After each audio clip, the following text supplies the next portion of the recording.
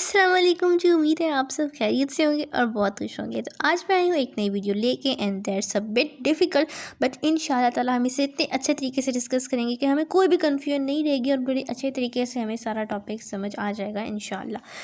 ठीक है जी। तो जो हमारी टॉपिक का नेम है that is SDS page, I mean polyacrylamide gel electrophoresis using the detergent SDS and SDS stands for sodium dodecyl sulfate। सो अब हम स्टार्ट करते हैं। सबसे पहले हमें पता होना चाहिए कि SDS पेज का जो है वो फंक्शन क्या है, इसका काम क्या है। तो इसका काम ये है कि ये प्रोटीन को सेपरेट आउट करता है depending upon the size of the protein. अब हमारे दिमाग में क्वेश्चन आ सकता है कि हम प्रोटीन के साइज़ के तौर पे क्यों उसे सेपरेट करें, हम चार्ज के तौर पे क्यों नहीं कर सकते। तो इसका जवाब ये है कि हमारा जो DNA है वो नेगेटिवली चार्ज होता है। तो जब हम जेल इलेक्ट्रोफोरेसिस करते हैं ना, तो देखें ये नीचे पॉजिटिव चार्ज है, ऊपर नेगेटिव है। तो जेल इलेक्ट्रोफोरेसिस की वजह से DNA नेगेटिवली चार्ज है, पूरा नेगेटिवली चार्ज है। तो ईजीली हम उसे जो है सेपरेट आउट कर सकते हैं। हमें पता है नेगेटिवली चार्ज ने नेगेटिव से पॉजिटिव की तरफ ही मूव करना है। तो हम जस्ट चार्ज को यूज़ करते हुए DNA को सेपरेट कर लेते हैं। लेकिन अब जो प्रोटीन्स हैं उनका कोई यूनिफॉर्म चार्ज नहीं है। कुछ प्रोटीन पॉजिटिव है, कुछ नेगेटिव है। इवन कुछ ऐसी भी प्रोटीन्स हैं जिनका कुछ हिस्सा पॉजिटिव है तो कुछ हिस्सा नेगेटिव है।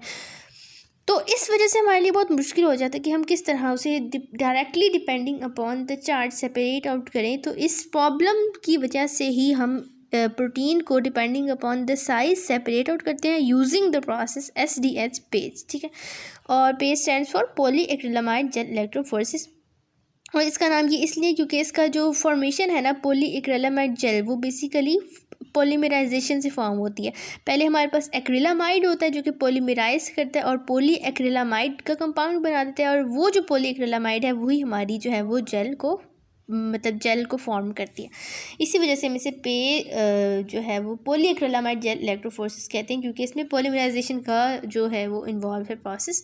और SDS क्यों आया? SDS इसलिए आया क्योंकि SDS प्रोटीन के साथ बाइंड करके उसे पूरा नेगेटिव चार्ज दे देता है और इससे हम SDS को डीनेचरेंट भी कहते हैं। ठीक है। और ये प्रोटीन को एक यूनिफॉर्मली नेगेटिव चार्ज फ्राहम करने में मदद करता है। अब पहला और सबसे बड़ा मसला SDS पेज में क्या है कि अब ये हमारे पास जो है ये जेल इलेक्ट्रोफोरेसिस का पूरा मोल्ड है। ठीक है जी, जिसमें हमने जेल इलेक्ट्रोफोरेसिस परफॉर्म करनी है। ये ऊपर इसके वॉल्व्स बने हुए हैं, इस वॉल्व्स में ही हम प्रोटीन को लोड करेंगे और फिर जब हम यहाँ पोटेंशियल डिफरेंस देंगे तो प्रोटीन नेगेटिव से पॉजिटिव की तरफ मूव करेगी ऊपर से नीचे, और हम डिपेंडिंग अपॉन द चार्जेस की सेपरेशन करेंगे। अब यहाँ मसला क्या आ रहा है, वो मसला सुनिए कि ये जो वॉल्व है ना, इसकी जो है डेप्थ वो है तकरीबन 1 सेंटीमीटर। तो जब हम इन वॉल्व के अंदर अपनी प्रोटीन्स को लोड करते हैं to separate them on the basis of charge, तो वो एक लाइन के अंदर मूव नहीं करती। ठीक है। जैसे फर्स्ट करें, ये तीनों प्रोटीन्स हैं, हम जानना चाहते हैं इनमें से कौन सी जो है वो बड़ी छोटी है। तो हमने उसको इसमें लोड करना है और हमने इलेक्ट्रिक जो है वो फीड देनी है, तो उन्हें एक लाइन में मूव करना चाहिए ना। इसे आप लोग इस तरह समझेंगे कि 3 अगर बंदों ने रेस लगानी है, हमने देखना है कौन सबसे तेज़ है, तो वो तभी हमें रेस से पता लगेगा कि सबसे तेज़ कौन है जब तीनों एक लाइन में खड़े होंगे। अगर एक बंदा इधर है, एक पीछे है, एक इधर है, अब हम कहें जी चलो रेस लगाओ, तो हम बिल्कुल भी सही तौर पे जज नहीं कर पाएंगे कि इन तीनों में से कौन तेज़ भागता है। इसलिए प्रोटीन को भी साइज़ के तौर पर सेपरेट करने के लिए ज़रूरी है कि जब वो भागना स्टार्ट करें या जेल इलेक्ट्रोफोरेसिस पे सेपरेट आउट होना स्टार्ट करें तो वो एक लाइन में हो। लेकिन जब हम इस वॉल पे लोड करके चलाते थे अपनी मशीन, तो प्रोटीन एक लाइन में नहीं होती थी, कोई पीछे है कोई आगे है और इस तरह के पीछे। तो हमने कहा जी इसको हम लाइन में कैसे लाएं। तो हमने कहा इन्हें अगर हम 2 चीज़ों के अंदर सैंडविच आउट कर दें, जैसे आप ये देख रहे हैं, सैंडविच आउट करके हम पॉसिबल है कि हम उन्हें एक लाइन में ले आएँ। तो इस सैंडविच आउट प्रोसीजर के लिए हमने इस वॉल्व्स के अंदर कुछ बफर डाल दिया और उन बफर का नाम था TrisCl ग्लाइसिन बफर, और इस बफर की जो pH थी that was 8.6। Now the question arises that how this buffer helps out to sandwich the proteins or to make the proteins stand in a straight line।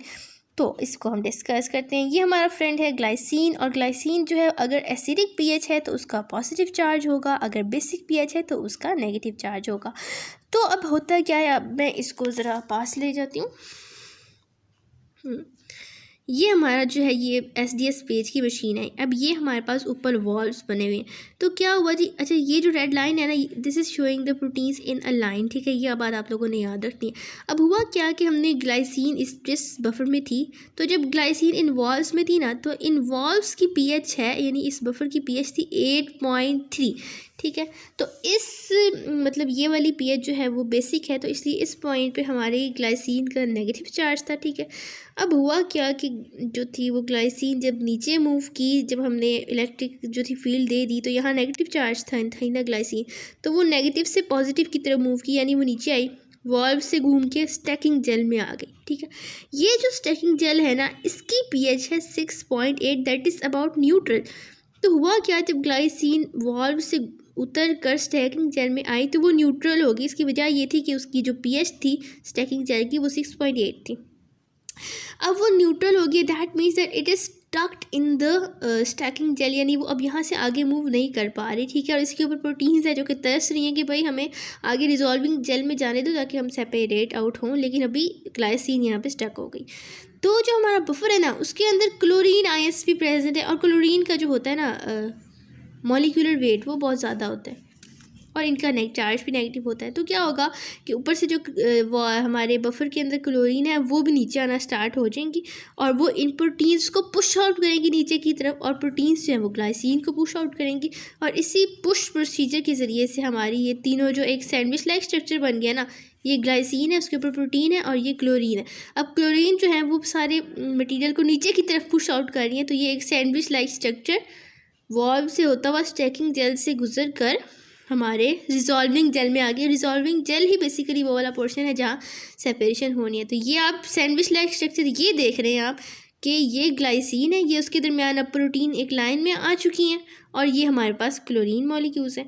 अब जब glycine stacking gel से निकल कर resolving jail में आई है, तो resolving jail की pH again 8.8 है, दैट इज़ अबाउट बेसिक, और इसलिए यहाँ पर आने के बाद दोबारा ग्लाइसिन नेगेटिवली चार्ज हो जाएगा, और वो अब स्टक नहीं रहेगा, बल्कि वो towards the positive and move करना शुरू कर देगा, वो नीचे चला जाएगा, और इस तरह अब हमारी प्रोटीन स्टक नहीं रहेंगी, बल्कि वो भी फ्री टू मूव हो जाएंगी, और डिपेंडिंग अपॉन देयर साइज़, ठीक है, अब वो बड़े अच्छे तरीके से रेस लगाएंगे, और हमें पता लग जाएगा कि कौन सी प्रोटीन भारी है, कौन सी हल्की है, किसका साइज़ क्या है, ठीक है।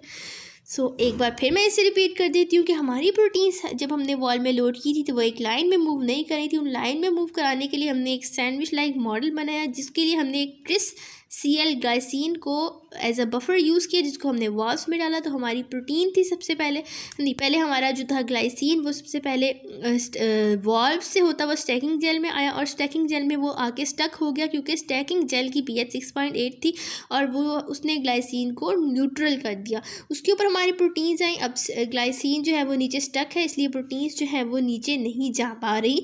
तो उसके बाद हमारे बफर के अंदर क्लोरीन भी था, और क्लोरीन आया मदद के लिए, और उसने जो था वो पूरे मटेरियल को अपने हाई मॉलिक्यूलर वेट की वजह से नीचे धकेला, और इस पुश प्रोसीजर की वजह से ये सैंडविच लाइक स्ट्रक्चर था ये स्टैकिंग जेल से गुजर कर रिजॉल्विंग जेल में आ गया। स्टैकिंग जेल बनाई ही इसलिए यहाँ इसीलिए रखी गई है ताकि ये मतलब ये स्टक हो, फिर प्रोटीन्स भी आके यहाँ स्टक हो, और वो एक लाइन में आ जाएं, उसके बाद क्लोरीन से पुश करें। इस तरीके से जब प्रोटीन्स रिजॉल्विंग जेल में जाएंगी ना, तो वो एक सीधी लाइन में होंगी, और रिजॉल्विंग जेल ही वो जगह है जहाँ सेपरेशन होनी है, जहाँ इलेक्ट्रोफोर्सेस परफॉर्म होनी है। तो ये सैंडविच लाइक स्ट्रक्चर आप देख रहे हैं, नीचे ग्लाइसिन है, ऊपर प्रोटीन एक लाइन में आ चुकी है, उसके ऊपर क्लोरीन है। तो अब स्टैकिंग जेल से रिजॉल्विंग जेल के आने के बाद due to the high pH glycine दोबारा नेगेटिवली चार्ज हो गई, और अब वो यहाँ स्टक नहीं रही, बल्कि वो टूवर्ड्स द पॉजिटिव एंड नीचे मूव कर गई। और जो अब हमारी प्रोटीन है वो भी स्टक नहीं है, बल्कि it is free to move, और डिपेंडिंग अपॉन द साइज वो आगे चलेगी। तो फिर हम भी आगे चलते हैं, प्रोटीन आगे जा रही है। तो अब हम अपनी जेल की बात कर लेते हैं कि जो हमारी जेल है ना, उसमें 6 to 15% पॉलीएक्रिलामाइड होता है, और जब हम उसे किसी मोल्ड में डालते हैं, उसे कूल करते हैं, तो तकरीबन आधे घंटे में 30 to 40 मिनट्स में वो एक सेमी सॉलिड स्ट्रक्चर बना देता है, ठीक है। और अब हमने एक बात हमारे जहन में आती है कि हम इसमें बफर इसलिए क्यों डालते हैं, मतलब इन वॉल्व्स के अंदर बफर क्यों डाल देते हैं। तो एक तो यहाँ पे वो देखें कितना ज़्यादा मतलब इंपॉर्टेंस है बफर की, और दूसरी बात ये कि हमने अपनी जेल को यानी पॉलीएक्रिलामाइड जेल को ऑक्सीजन से कॉन्टैक्ट से बचाना है, यानी हमने कोशिश करनी है वो ऑक्सीजन से कॉन्टैक्ट ना करे, क्योंकि अगर उसकी ऑक्सीडेशन हो गई तो फिर उसकी जो पोर साइज़ है ना वो ख़राब हो जाएगा। मतलब एक स्पेशल पोर साइज़ है ना, जिसकी वजह से प्रोटीन्स कुछ जो है उसमें से गुजर जाती हैं, कुछ नहीं गुजरती, तो वो पॉलीक्रिलामाइड की जो ये नेटवर्क बना रहा है ना, उसके पोर साइज़ को बहुत ज़्यादा इफ़ेक्ट कर देता है। इसलिए भी हमने बफर डाला है, ठीक है। और यहाँ पे हमने वाटर बिल्कुल भी नहीं डालना। ओके जी। तो अब हमने जब इसको ये एक टाइम हमने याद रखना है कि जब हमने अब ये सारा बफर भी डाल दिया, प्रोटीन भी लोड कर दिया, तो जब हमने लोड करके इलेक्ट्रिक फील्ड चलानी है ना, तो उसके बाद हमने 4 to 5 आवर्स वेट करना है। 4 to 5 आवर्स वेट करने के बाद हमारे पास इसके रिजल्ट्स आएंगे, ठीक है। अगला जो पॉइंट है वो वही आ गया, मैंने बताया था कि डीएनए नेगेटिवली चार्ज होता है, इसलिए हम उसे इजीली जो है वो depending upon the charge separate कर लेते हैं। लेकिन जो प्रोटीन्स है ना, वो एक तो हमने बताया कि उनका कोई फिक्स चार्ज नहीं होता, ठीक है। और दूसरी एक बहुत इंपॉर्टेंट बात कि वो ज़्यादातर फोल्डेड फॉर्म में प्रेजेंट होती हैं, आपको पता है। इनका प्राइमरी स्ट्रक्चर होता है, कुछ लीनियर होती हैं, कुछ सेकेंडरी होती हैं जो अल्फ़ा हेलिक्स और बीटा प्लेटेड खींच जाती हैं, कुछ टर्शरी होती हैं जो गोल-मटोल हो जाती हैं, क्वाटरनी जो होती है वो मज़ीद गोल-मटोल यानी ग्लोबुलर हो जाती है। तो ज़्यादातर प्रोटीन्स फोल्डेड फॉर्म में प्रेजेंट है। तो ये उनका हमने क्या करना है, उनके लिए हमने एक रिड्यूसिंग एजेंट यूज़ करना है। लोड करने से पहले अभी हमने प्रोटीन इसमें नहीं डाला, अब हमारे प्रोटीन हमारे हाथ में है, यहाँ पर वही प्रोटीन लोड होगी जो लीनियर है। अब अगर हमने उस प्रोटीन पर काम करना है जो कि फोल्डेड है, तो हमने क्या करना है, उस प्रोटीन पे एक रिड्यूसिंग एजेंट डालना है जो कि बीटा मार्केप्टोएथेनॉल है। इससे भी डालने से पहले हमने प्रोटीन को हीट आउट करना है। हीट आउट करने से क्या होगा, वो डीनेचर हो जाएगी, ठीक है। डीनेचरेशन के बाद हमने उसमें एक रिड्यूसिंग एजेंट डालना है जो कि बीटा मार्केप्टोएथेनॉल है। और बीटा मार्केप्टोएथेनॉल का वो जो है वो मकसद ये है कि वो डाइसल्फाइड बॉन्ड्स को ब्रेक आउट करते हैं, डाइसल्फाइड बॉन्ड्स को रिड्यूस आउट कर दे। तो जब ये से रिड्यूस आउट कर देगा ना, तो अब हमारी प्रोटीन पूरी लीनियर फॉर्म में आ गई। डाइसल्फाइड ही क्यों, क्योंकि ज़्यादातर जो प्रोटीन फोल्डेड फॉर्म में होती है ना, जिस तरह टर्शरी, क्वाटरनरी, उनके अंदर डाइसल्फाइड बॉन्ड्स ही इन्वॉल्व होते हैं। इसलिए डीनेचरेशन के बाद हम ये वाला केमिकल डालते हैं, रिड्यूसिंग एजेंट, जो कि डाइसल्फाइड बॉन्ड्स को रिड्यूस कर देते हैं, तोड़ देते हैं। तो जी अब हमारी प्रोटीन की पूरी आप देख रहे हैं लीनियर फॉर्म में आ गई है। कहीं पॉजिटिव चार्ज है, कहीं नेगेटिव, ये चीज़ हमें नहीं चाहिए, हमें एक यूनिफॉर्म चार्ज चाहिए, ठीक है। तो फिर इस यूनिफॉर्म चार्ज के लिए हम उसके लीनियर जो हमारी प्रोटीन है उसके ऊपर SDS डालेंगे, सोडियम डोडेसिल सल्फेट। और हमने बताया it was acting as a denaturant, और ये जो था ये पूरे को नेगेटिव चार्ज भी दे रहा था। तो जब हमने अपने लीनियर प्रोटीन पर SDS डाला, तो ये पूरी प्रोटीन जो थी वो नेगेटिवली चार्ज हो गई। तो यहाँ तक मुझे उम्मीद है आप लोगों को बड़े अच्छे तरीके से समझ आ गई होगी। तो अब हमें पता लग गया होगा कि इसका नाम जी SDS पेज ही क्यों है, क्योंकि आपने देखा कि SDS की कितनी ज़्यादा इंपॉर्टेंस है यहाँ पे, कि लोड करने से पहले कितना काम जो है पहले हमारा बफर करता है, और फिर डीनेचरेशन के बाद मेन काम तो SDS का ही है ना, कि वो लीनियर होगा और नेगेटिवली चार्ज होगा, तो फिर ही हम उसको अपने जो है वो मोल्ड में, अपने जेल इलेक्ट्रोफोरेसिस मशीन में डाल रहे हैं, ठीक है। क्योंकि देखें ना, अब एक तरफ पॉजिटिव है, एक तरफ नेगेटिव है, तो हमारी प्रोटीन नेगेटिव होगी तो फिर ही वो मतलब सही डायरेक्शन में सही तरीके से मूव करेगी। और देखें वो नेगेटिव होने के लिए हमें SDS ही हेल्प करे। तो इसकी इतनी ज़्यादा इंपॉर्टेंस है कि इसके नाम में ही, इस इलेक्ट्रोफोरेसिस के नाम में ही हमने SDS लगा दिया, यानी SDS पॉलीएक्रिलामाइड जेल इलेक्ट्रोफोरेसिस, ठीक है। अब हर जो चेन है उसकी जितनी ज़्यादा लेंथ होगी ना, उतनी ही नेगेटिवली चार्ज है। यानी कोई भी प्रोटीन है उसमें जितने ज़्यादा अमाइनो एसिड्स हैं, जितने ज़्यादा पेप्टाइड बॉन्ड्स हैं, या दूसरे लफ्ज़ों में जितनी ज़्यादा लेंथी चेन है, वो उतना ही ज़्यादा नेगेटिवली उसके ऊपर चार्ज ज़्यादा होगा, ठीक है। अब जी हमारी प्रोटीन लोड होने के लिए तैयार है।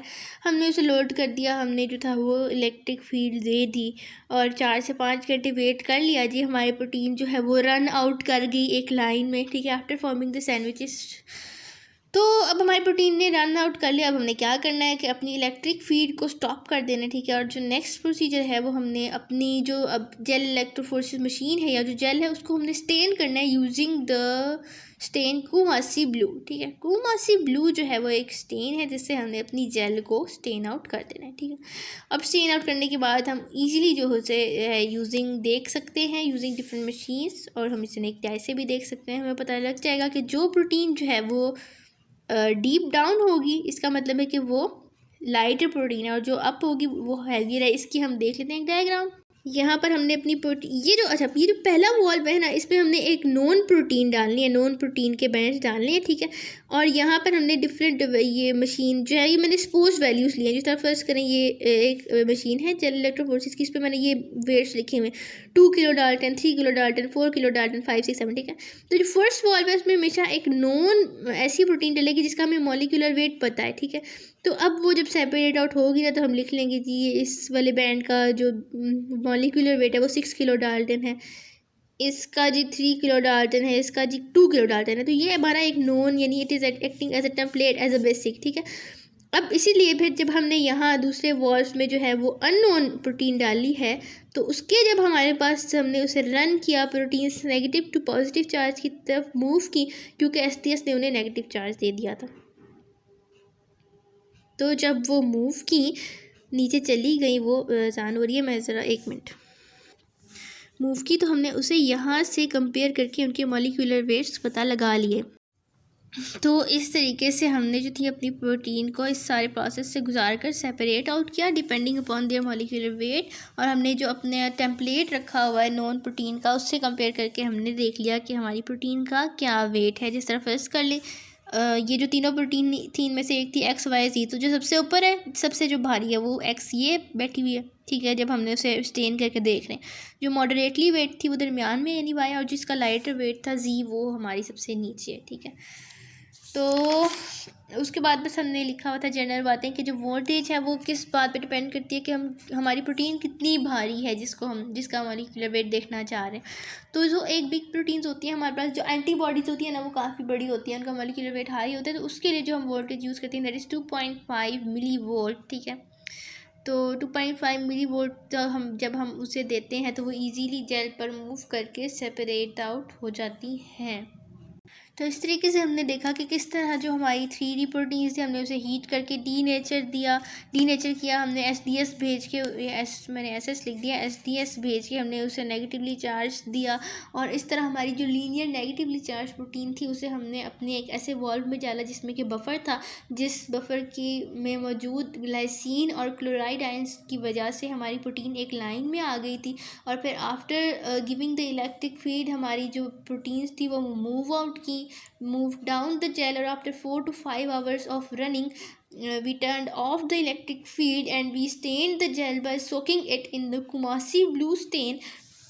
तो जब हमने कुमासी ब्लू स्टेन में उसे डुबोया तो हमारा जो था जो भी हमारे प्रोटीन्स थी वो हमें ब्लू कलर के बैंड्स में नजर आए। अब हम इसकी एक डायग्राम देख लेते हैं जिससे हमारा थोड़ा क्लियर हो जाएगा। तो ये देखें, इस तरीके से हमने प्रोटीन को लोड जब कर दिया तो फिर इलेक्ट्रिक फील्ड रिमूव करने के बाद जब हमने देखा उसे कोमासी स्टेन से किया, उसे ब्लू कलर दिया, तो इस तरह के हमें बैंड्स मिले। तो अब हम इजीली इन बैंड्स को देखते हुए पता लगा लेंगे कि हमारी प्रोटीन का क्या साइज़ है और कौन सी प्रोटीन कहाँ पर है, ठीक है।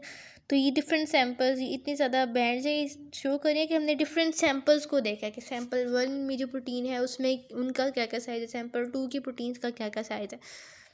So that's all about today's video. आप लोगों को बहुत बहुत जुम्मा मुबारक। और एक और बात मैं आप लोगों को बताना चाहूँगी, वो ये बात है कि रजब का महीना शुरू हो गया है और ये बहुत ही बाबरकत महीना है। आज रजब का पहला जुमा है, तो आप लोगों ने बहुत सारी दुआई करनी है और आप लोगों ने किसी चीज़ से नहीं घबराना। अल्लाह ताला हम सबके साथ है। हर एक किस्म के भी डिफरेंट मसाइल होते हैं, तो हमने अपने अपने मुताबिक उन मसाइल का सामना करना है, हारना नहीं है, नाशुक्री नहीं करनी। ये यकीन रखने के अल्लाह ताला हमारे साथ हैं। इसके साथ ही मैं आप लोगों को रजब का एक बहुत ही उसका फ़जीलत बता देती हूँ कि जो शख्स रजब में किसी शख्स की परेशानी दूर करता है तो उसको जन्नत में अल्लाह ताला उसको ऐसा महल अदा करते हैं जो ता हद नज़र वसी होता है, यानी इतना वसी होता है कि हमारी नज़र में नहीं मतलब हम देखते हैं ना तो हमें दूर दूराज तक उसकी कोई दीवार नहीं नज़र आती कि ये कहाँ ख़त्म हो रहा है, ठीक है। तो ये बहुत बाबरकत महीना है, इससे ज़्यादा से ज़्यादा फ़ायदा उठाएं। वैसे तमाम महीने ही बाबरकत होते हैं, अल्लाह ताला हर महीने में ही सुनता है, लेकिन ये जो महीना है ये बहुत ही ज़्यादा बाबरकत महीना है। जैसा कि फरमाने मुस्तफ़ा सल्लल्लाहु अलैहि वसल्लम है कि जो रजब का महीना है वो अल्लाह ताला का महीना, फिर शाबान का महीना आप सल्लल्लाहु अलैहि वसल्लम का महीना, और रमज़ान का महीना जो है वो उम्मत का महीना है, यानी वो हमारा महीना है, ठीक है जी। तो उम्मीद है आप लोगों को मेरी वीडियो पसंद आई होगी। जो टॉपिक था वो आप लोगों ने वो आप लोगों ने सही तरीके से अंडरस्टैंड किया होगा जो भी हमने डिस्कशन किया, और एंड पे जो अच्छी अच्छी बातें की हैं वो भी यकीनन आप लोगों को अच्छी लगी होंगी। तो thank you so much for watching my video. Please thumbs up to this video and subscribe my channel and share with your friends. Bye.